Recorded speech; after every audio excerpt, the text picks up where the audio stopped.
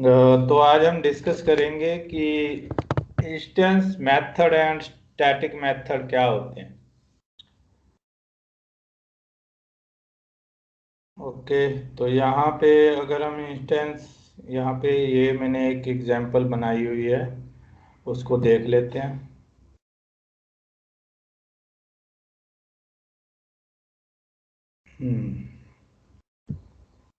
तो यहाँ पे क्या होता है कि क्लास होती है, जैसे हमने कहा कोई क्लास होती है, वो ब्लूप्रिंट होता है जिसके आगे मल्टीपल आप ऑब्जेक्ट बना सकते हो, उसी तरह के डिफरेंट डिफरेंट क्लासेस बना सकते हो। तो यहाँ पे आप देखोगे कि क्लास जो है, यहाँ पे हमारे पास एक कार्ड क्लास है। कार्ड की एक प्रॉपर्टी है कार्ड नंबर, जो इसकी स्टेट है। और यहाँ पे आपका जो है,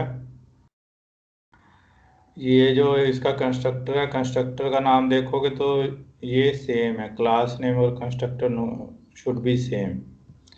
दिस रिप्रेजेंट कर रहा है कि ये इसी क्लास के स्कोप में है, इसी क्लास की प्रॉपर्टी है जिसको आप इनिशियलाइज कर रहे हो। सिंपल एक क्लास है, यहाँ पे अगर इस क्लास को हम यूज करेंगे तो आपको एक कार्ड नंबर देना पड़ेगा, तब जाके ये इनिशियलाइज होगा। तो ये कार्ड वाला सिंपल जो क्रेडिट कार्ड वगैरह हमने डिस्कस किए थे यूज केसेस में, कंसेप्चुअल क्लास में, ये क्लास बनी हुई है।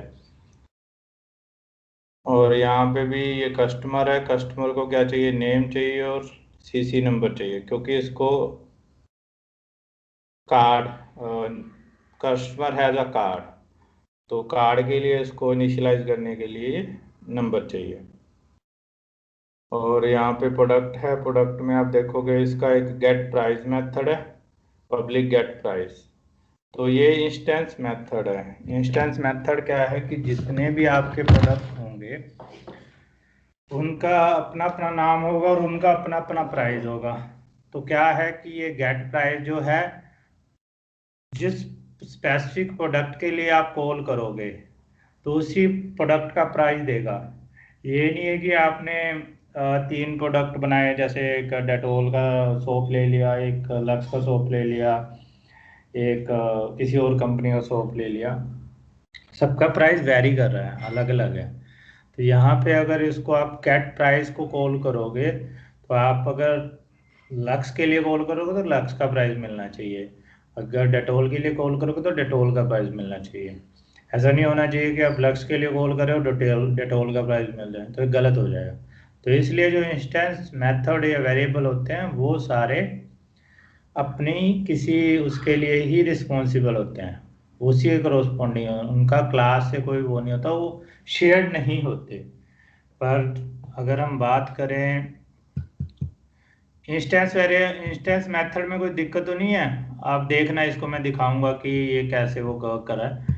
और शॉपिंग कार्ट में जो यहाँ पे देख रहे हो कि आपकी एक लिस्ट है, और यहाँ पे हमने उसको एक्सपोज कर दिया कि वो आइटम यहाँ पे ऐड कर सकता है और गेट टोटल कॉस्ट कर सकता है। एक मेथड है गेट टोटल कॉस्ट, ये भी एक पब्लिक इंट। ये भी क्या है कि जो हर एक शॉपिंग कार्ट होगा, क्योंकि शॉपिंग कार्ट में क्या होगा कि हर एक यूज़र का अपना अपना शॉपिंग कार्ट होगा, उसमें वो अपनी चॉइस से प्रोडक्ट ऐड करेगा।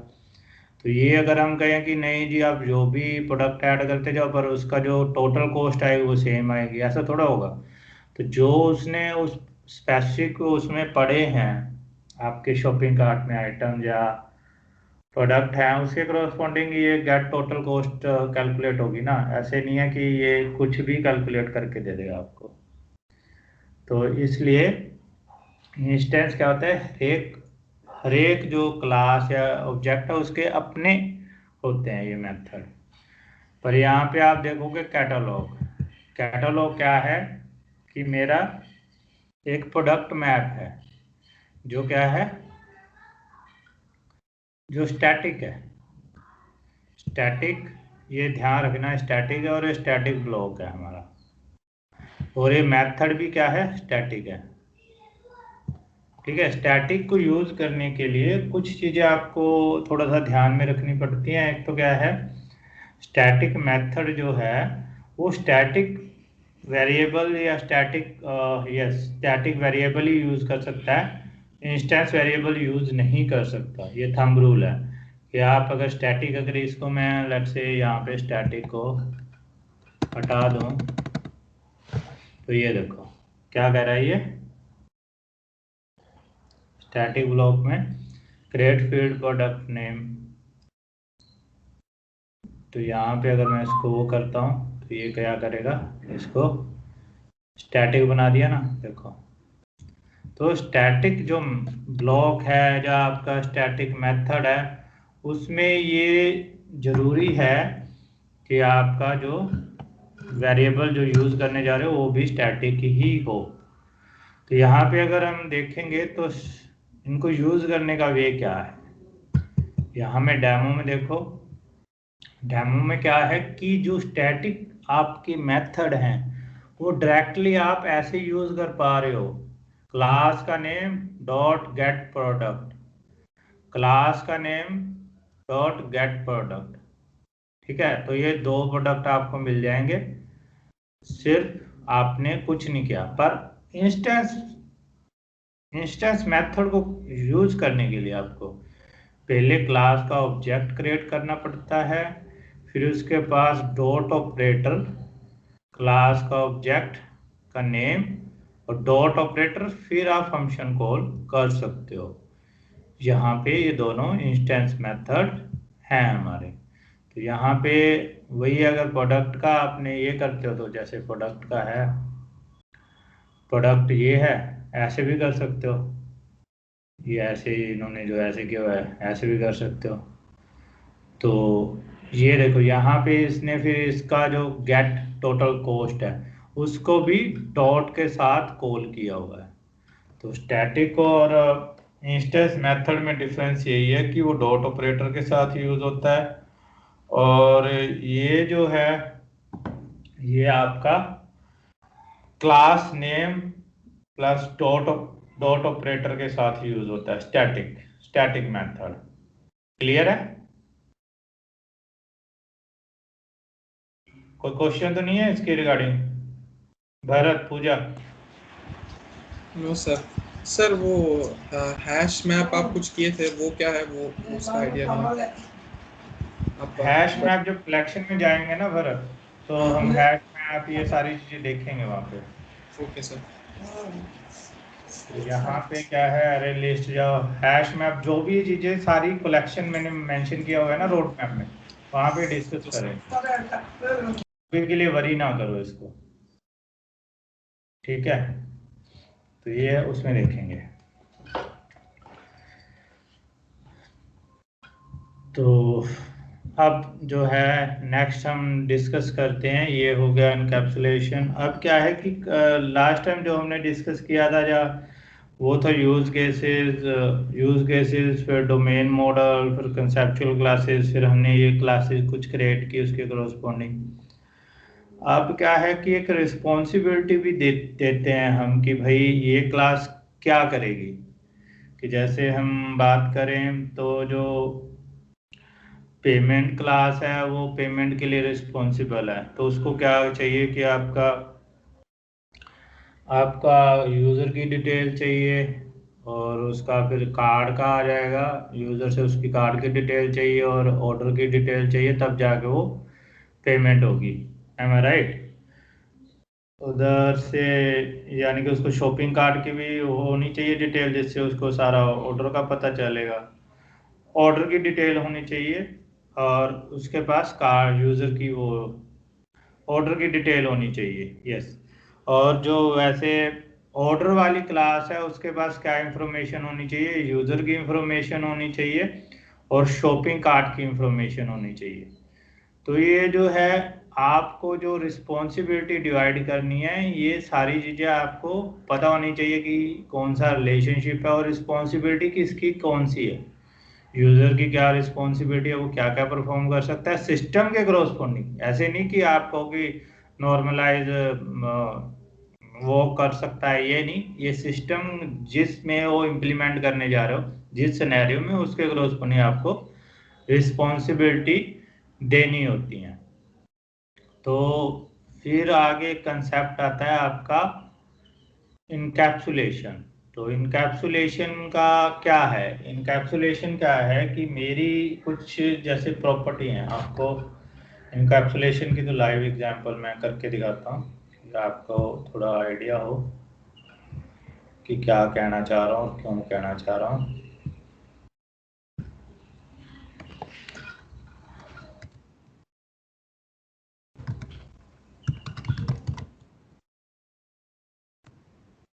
इनकैप्सुलेशन,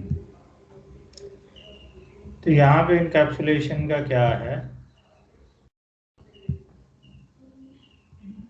कि मेरी एक क्लास है, एक डेमो क्लास बना लेते हैं और पब्लिक स्टैटिक,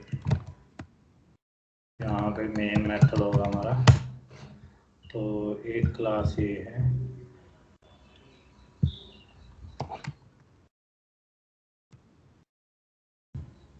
इसके कुछ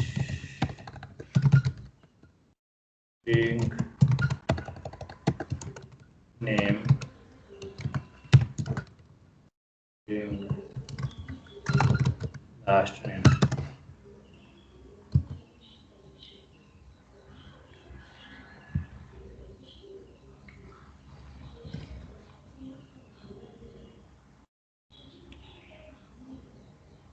तो यहाँ पे गेटर and shutter,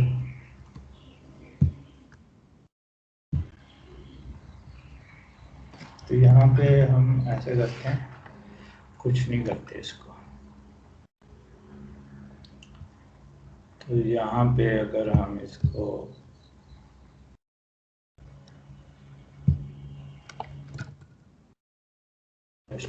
one,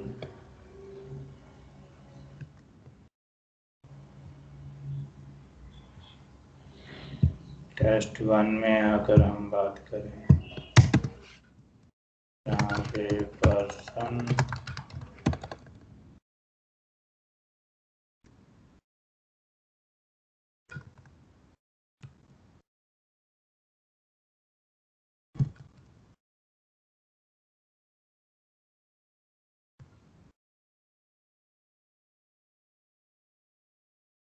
dot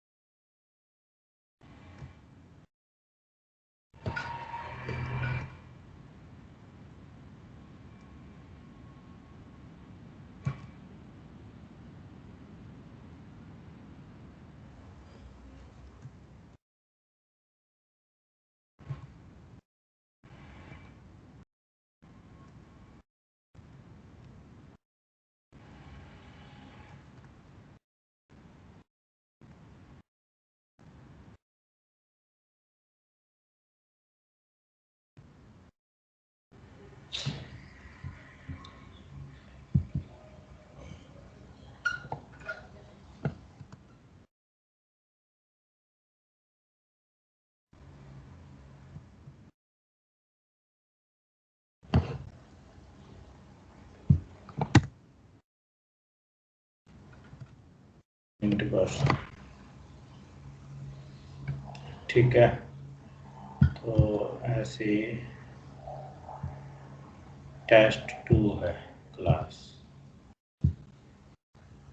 test to,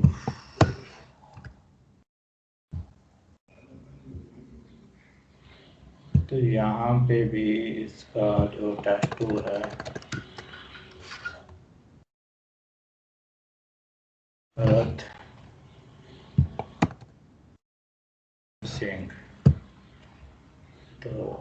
अगर मैं इसको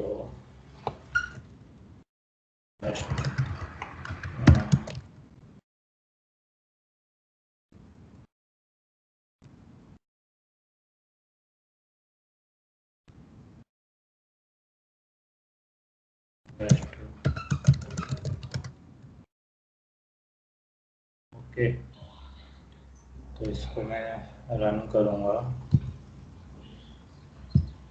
तो ये मेरे को दोनों का प्रिंट कर देगा।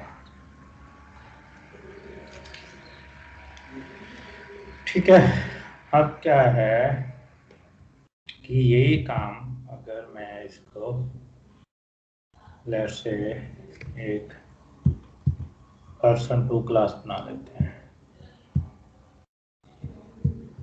person2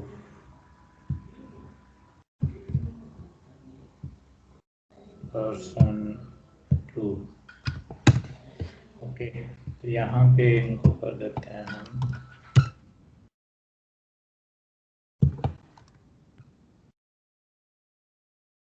ठीक है, और इनके डिफाइन कर देते हैं गेटर और सेटर, गेटर एंड सेटर।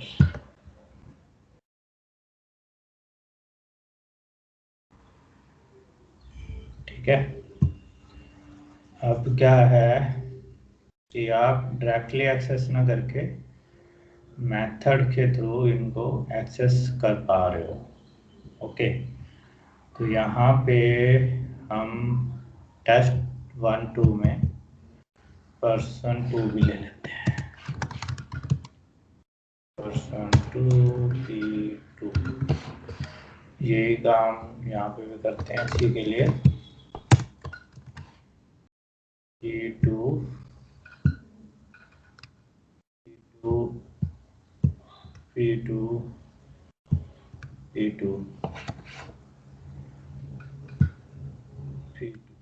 क्योंकि ये डायरेक्टली एक्सेस नहीं कर सकते, प्राइवेट है, तो सेट नेम करके इसको हम सेट कर सकते हैं। और इसको सेट लास्ट नेम हो गया, सेट फर्स्ट नेम, सेट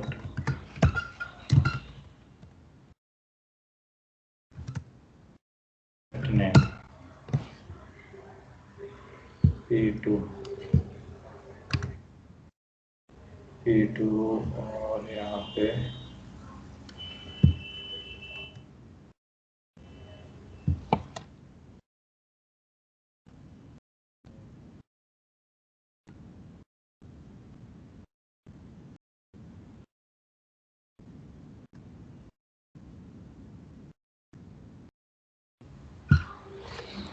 तो यहाँ पे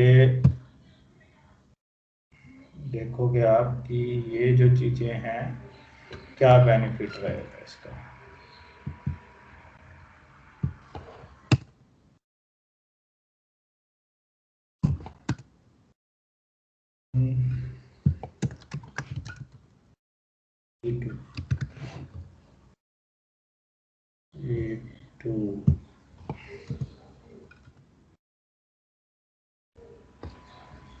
तो यहाँ पे ये चीज़ हम इसको कुछ नहीं चेंज करते, ऐसे प्रिंट करते हैं।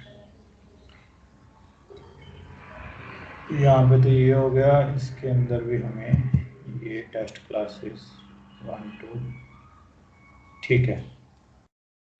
तो यहाँ पे जब person1 में है कि लेट से आपकी कोई रिक्वायरमेंट आ गई, आपका बॉस आया आपके पास, या क्लाइंट, आप कोई प्रोजेक्ट कर रहे हो, क्लाइंट आया, उसने कहा कि यार भरत जो भी है ये ठीक है कि फर्स्ट नेम हम डिस्प्ले करवा रहे हैं, पर फर्स्ट नेम जब डिस्प्ले कराएं उसके प्रीफिक्स में कुछ आ जाए या कुछ और हो जाए, जहाँ मीन्स जब कैलकुलेट हो तो 2 रुपये एक्स्ट्रा, ऑर्डर में जो भी कैलकुलेशन हो रहे है उसमें 2 रुपये और ऐड करने हैं हमने। तो अभी तो हमारे पास नेम की एग्जांपल है, तो इस केस में आप कुछ भी नहीं कर पाओगे क्योंकि ये डायरेक्टली एक्सपोज है। अगर यहाँ पे कुछ भी चेंज करोगे, इसका नाम चेंज करोगे या इसको कुछ भी करोगे तो सब जगह इम्पैक्ट आएगा। लेट्स से यहाँ पे आप इसको कुछ भी चेंज कर देते हो तो वहाँ पे सारे एरर दे देगा। तो सब जगह जहाँ जहाँ ये यूज़ हुआ है यहाँ तो चेंज करना ही पड़ेगा, और वहाँ भी जहाँ भी यूज़ हुआ है उसको नहीं पता चलेगा, वो ब्रेक हो जाएगी चीज़ें, वो चीज़ें आपकी ब्रेक हो जाएंगी। ये बता रहा है ना।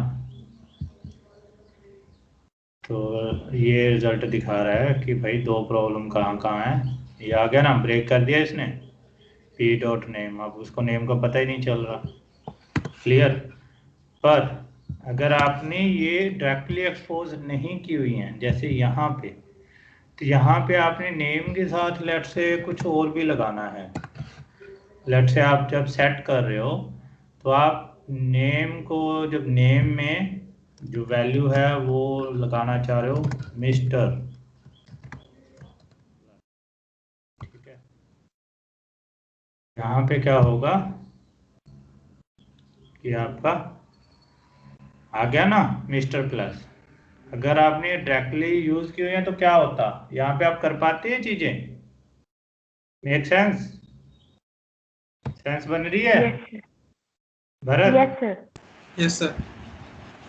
ये बेनिफिट है इनकैप्सुलेशन, इसी को कहते हैं कि ये जो जो चीजें, इनकैप्सुलेशन का सिंपल सा फंडा है भरत और पूजा, कि जो चीजें वैरी कर सकती हैं, जो चीज वैरी कर सकती है वो उसको आप डायरेक्टली एक्सपोज ना करो, उसको रैप करके एक्सपोज करो रैपर में, ठीक है।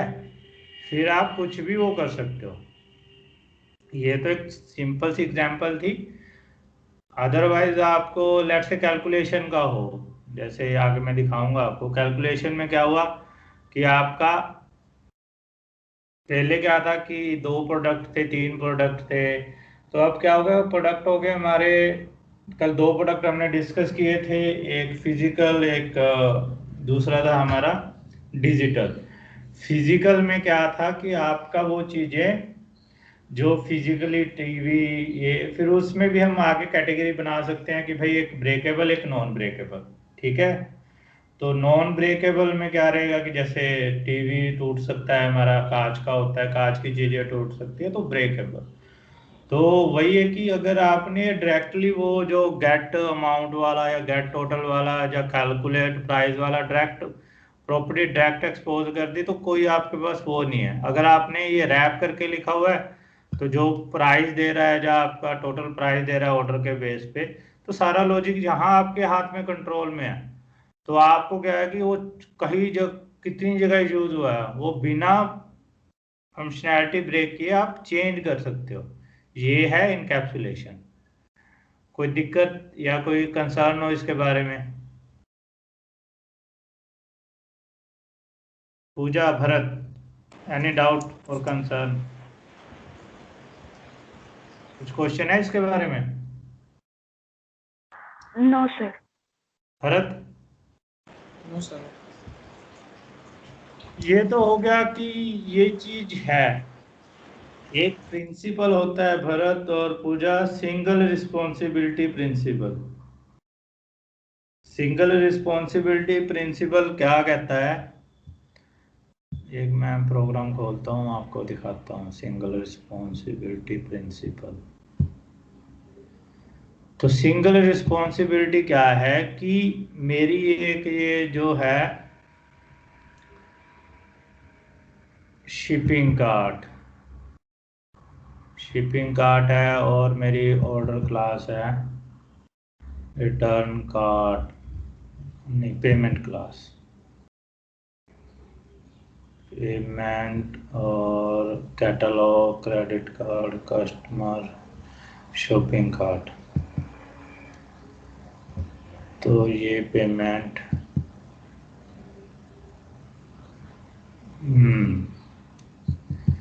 तो सिंगल रिस्पॉन्सिबिलिटी प्रिंसिपल क्या कहता है कि there should be only one reason for change. कोई क्लास की स्टेट चेंज हो रही है या कुछ भी चेंज हो रहा है, उसका एक ही रीजन होना चाहिए। तो आप कहोगे कि अगर, क्योंकि सॉफ्टवेयर काफ़ी कॉम्प्लेक्स होते हैं तो उनमें तो कई रीज़न हो सकते हैं। अगर कई रीज़न हो सकते हैं तो उनको डिवाइड कर दो। डिवाइड कैसे कर दो कि डिवाइड ऐसे कर दो कि आपका जैसे कोई यहाँ पे प्रोडक्ट की मैंने कहा एक टाइप है आपकी,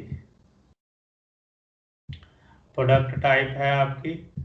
तो यहाँ पे जो है प्रोडक्ट, एक ये एग्जांपल और मैं आपको समझाता हूँ कि कैसे है। ये देखो, ये जो है यहाँ पे देखो, ये जो है प्रोडक्ट क्लास है, ठीक है। इसमें क्या है कि ये गेट प्राइस मेथड है, तो ये आपको प्राइस दे रहा है। प्राइस क्या है, प्राइस आपके टाइप के करस्पॉन्डिंग वेरी कर सकता है।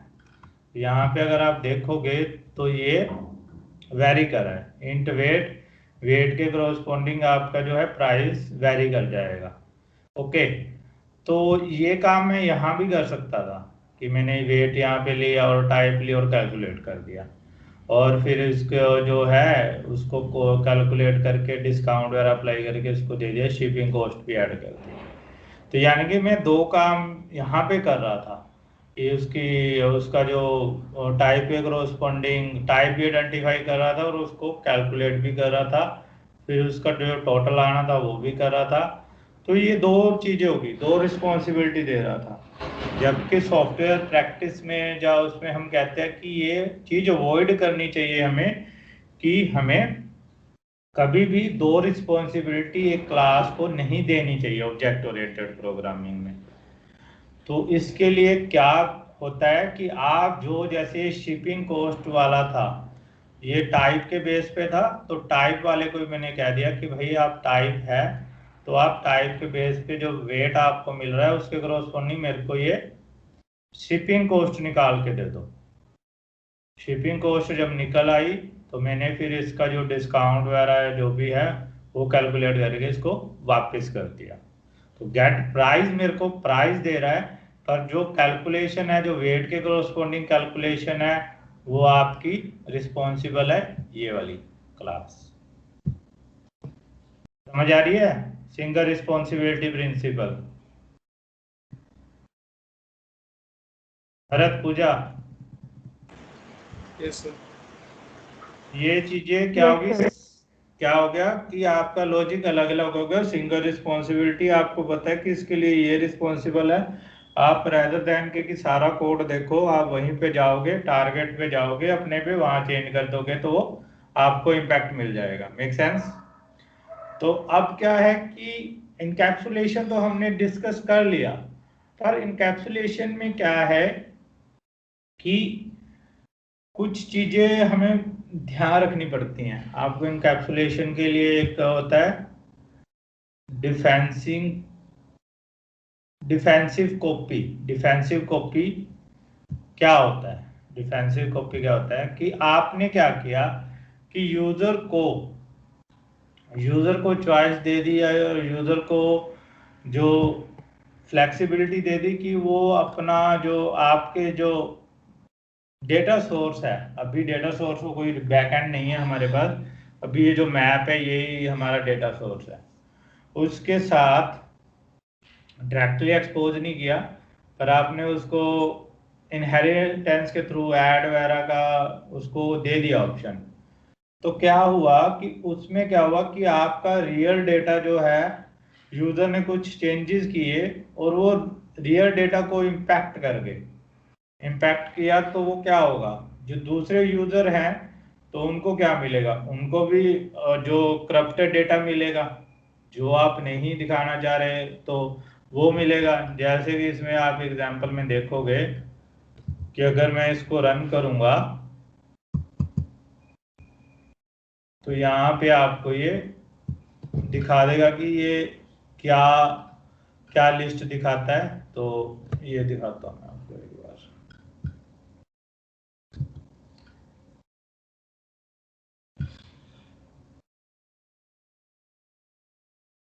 ये देखो हमारी दो लिस्ट थी, एक तो ओरिजिनल वन थी।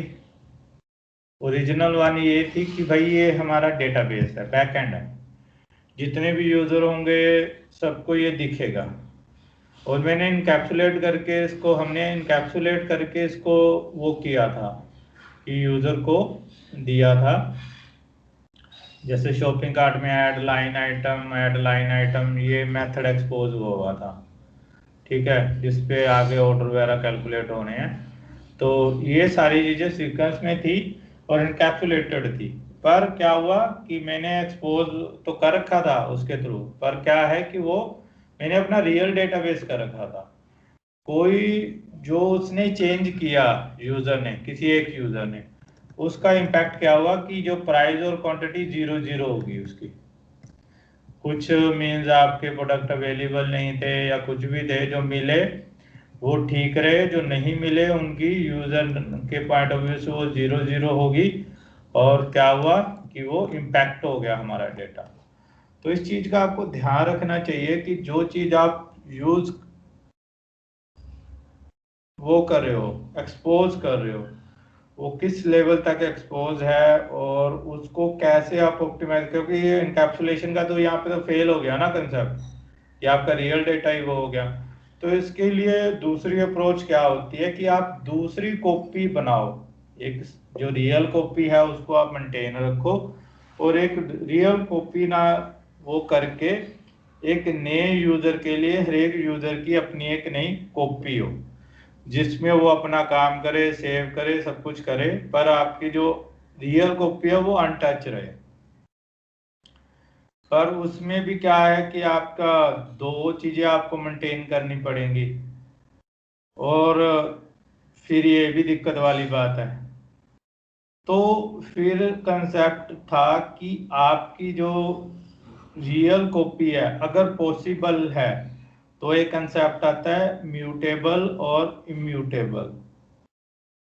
तो आपकी जो रियल कॉपी है इम्यूटेबल रखो कि उसमें कोई छेड़खानी कर ही ना पाए, जो डेटा है आपका मास्टर डेटा वो अनटच रहे, और दूसरा जो है जो एक्सपोज करना है वही बंदा यूज कर सके। इस कंसेप्ट को कहते हैं डिफेंस कॉपी। और डिफेंस कॉपी ये हो गया कि उसको दूसरा ऑब्जेक्ट बना के देना। और ये जो है ये जो है आपका इम्यूटेबल थिंग क्या होती है, इम्यूटेबिलिटी क्या होती है कि वो चेंज नहीं कर सकता उसको। अगर वो चेंज करने की कोशिश करेगा तो नया ऑब्जेक्ट बनेगा, एग्जिस्टिंग वाले में कोई जो आपका ओरिजिनल ऑब्जेक्ट है उसमें कोई चेंज नहीं आएगा, उसकी जगह पे वो नया ऑब्जेक्ट बनेगा, ठीक है। तो ये कुछ कंसेप्ट हैं हमारे जो आपको अभी शायद ना समझ आ रहे हो, पर जब अब प्रोग्रामिंग में हम इनको इम्प्लीमेंट करेंगे या इनको समझेंगे तो फिर आपको ज़्यादा ये क्लैरिटी देंगे। ये दूसरा बताया था उसने कि ये कैसे काम करती है आपकी डिफेंस स्कोपिंग। तो यहाँ पे आपको कोई डाउट है तो आप अपना डाउट क्लियर कर सकते हो। डिफेंस स्कोपिंग क्या, डिफेंस कॉपी, डिफेंसिव कॉपी क्या होता है, क्लियर है ये डिफेंसिव कॉपी कि आप डिफेंसिव मोड में उसको कॉपी कर रहे हो कि आपका जो रियल डाटा है वो अनटच रहे, तभी इनकैप्सुलेशन का फायदा है। Clear Bharat Pooja? Yes sir. ये कंसेप्ट क्लियर है defence copy? Sir defence copy तो क्लियर है, पर वो कैसे करना वो सब समझ नहीं आया। वो आगे जैसे मैंने आया था। Hello sir. हाँ जी हाँ जी, मैंने बताया ना इम्यूटेबल एक चीज होती है।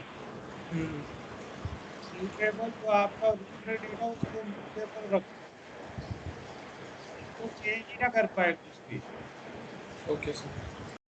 तो ये म्यूटेबिलिटी का कंसेप्ट आएगा, उसको हम देखेंगे आगे जब अपना रियल जो इम्प्लीमेंटेशन करेंगे, जब कोड में घुसेंगे ना, तब जाके आपको ज़्यादा क्लियर होगा। पर कई जगह अवॉइडेबल होता है कि आप म्यूटेबल नहीं, म्यूटेबल ही रखना है। तो उस केस में क्या होगा कि एक अलग कॉपी बना के देंगे और हमारी जो कॉपी होगी ओरिजिनल उसको अनटच रखेंगे, उस पर कोई इम्पैक्ट नहीं आना चाहिए। यूजर जो भी एक्शन परफॉर्म कर रहा है उसकी अपनी कॉपी होगी, वो उस कॉपी के साथ जो मर्जी करे, हमको कोई लेना देना नहीं है। जिसको कहते हैं defence defensive copy. Defensive means बचत रखते हुए या अपने आप को बचाते हुए कॉपी देना उसको, या भाई तेरी कॉपी जो मर्जी कर, फाड़ इसको, संभाल के रखे, सब टू यू। खराब होगी तेरी कॉपी, खराब होगी, मेरे पास मेरी मास्टरपीस है। ठीक है, तो कोई क्वेश्चन तो नहीं है अभी तक? No sir. No sir.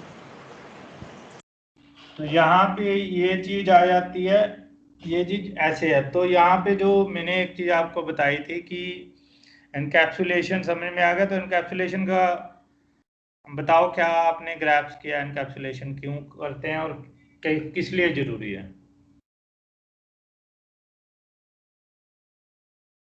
Hello sir इसमें हम मीन्स अलग अलग यूनिट्स को एक ही यूनिट में इकट्ठा कर लेते हैं और इसको डायरेक्ट एक्सपोज नहीं कर सकते। डायरेक्ट एक्सपोज नहीं कर सकते, ठीक है। अलग अलग यूनिट को इकट्ठा कर लेते हैं, ये क्या है? सर मीन्स जो भी यूनिट जैसे फर्स्ट नेम और लास्ट नेम था हमारा, उसको हम एक ही मेथड में इकट्ठा कर लेते हैं। नहीं, ये कोई जरूरी नहीं है। जरूरी नहीं है, ये तो मेरे यूज केस पे डिपेंड करे मेरे को क्या करना है। Bharat, encapsulation yes sir. क्या समझते हो? सर एक इंकैप्सुलेशन में ये कि अपना डेटा को डायरेक्टली एक्सपोज नहीं करके उसको फंक्शन के थ्रू क्या बोलते हैं चेंजेस ला सकते हैं। और इंकैप्सुलेशन का फ़ायदा ये है कि अगर मेरे को कोई डेटा में या तो कोई वेरिएबल्स में चेंजेस करना है, तो अगर बिना इंकैप्सुलेशन के चेंजेस किया तो वो हर जगह बाकी जगह प्रॉब्लम देगा, क्योंकि उस वेरिएबल के थ्रू यूज़ कर रहे हैं हम लोग। पर अगर सिर्फ इंकैप्सुलेशन या तो गेटर और सेटर मेथड उसमें यूज़ करके कर रहे हैं, तो सिर्फ उस क्लास में जिस क्लास में वो वेरिएबल है वो सिर्फ चेंज कर देंगे, तो हर जगह ये कोई प्रॉब्लम बिना कोई प्रॉब्लम दिए वो चेंज हो जाएगा। यही पूजा, यही चीज है कि जो आपका डेटा है डायरेक्टली एक्सपोज ना करके उसको रैप करके करो। ये मैटर नहीं करता कि उसको वो कलेक्शन होगी जब मल्टीपल डेटा वहाँ पे एक ही मेथड में आप वो करोगे, वो यूज केस पे डिपेंड है। पर इसका जो मैंने आपको एग्जांपल दिखाया, जब भरत ने बताया, वही यूज है कि भाई आप एक ही क्लास में अपना चेंज करो, तो बाकी चीजों में कोई चेंज करने की जरूरत है वो अपने आप अडॉप्ट कर लेंगे जो भी आप चेंज करना चाह रहे हो। ओके। ठीक है, तो नेक्स्ट टॉपिक जो है हमारा, नेक्स्ट टॉपिक आप जो हम डिस्कस करेंगे, इनहेरिटेंस करेंगे नेक्स्ट क्लास में।